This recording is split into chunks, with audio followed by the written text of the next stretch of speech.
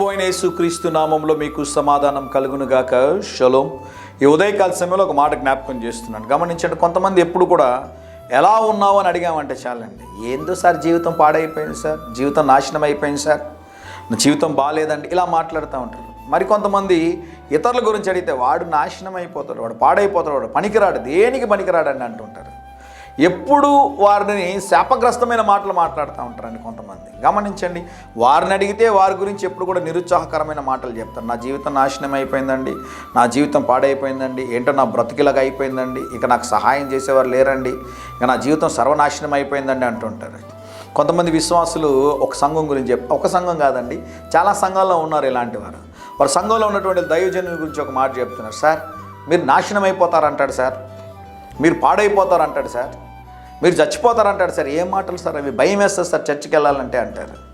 అలాంటి మాటలు దేవుని సేవకుడిగా మనం మాట్లాడకూడదని సేవకులకు తెలియజేస్తున్నాను.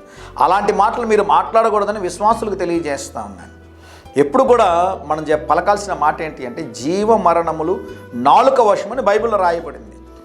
మనము బ్రతికించే మాటలు మాట్లాడాలి, ఆశీర్వాదకరమైన మాటలు మాట్లాడాలి, బలపరిచే మాటలు మాట్లాడాలి, దీవెనకరమైనటువంటి మాటలు మాట్లాడాలి, దీవించే మాటలు మనం మాట్లాడాలండి. ఉదయకాల సమయం కొరకు యెషయా గ్రంథం 60వ అధ్యాయం 18వ వచనంలో, నీ సరిహద్దులో పాడు అను మాట కానీ నాశనము అను మాట కానీ వినబడదు. ఆమెను చెప్పండి ఒకసారి.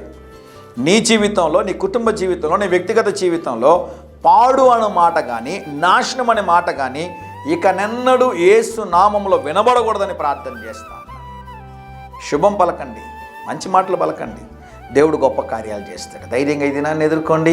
దేవుని సన్నిధి మీకు తోడుగా వచ్చునుగాక. ప్రియ పరలోకపు తండ్రి, ఈ దినం మా ప్రియులు తలపెట్టే కార్యం అంతట్లో చేయమని అనుగ్రహించమని, ఏ కీడు ప్రభు వారి దరి చేరకుండా, కీడు కానీ పాడు కానీ నాశనము కానీ వారి దరి చేరకుండా నీ అగ్ని కంచెను వేయమని, నీ సిలువ రక్తపు నీడలో వారిని భద్రపరచుమని యేసు నామములో ప్రార్థిస్తున్నాము తండ్రి.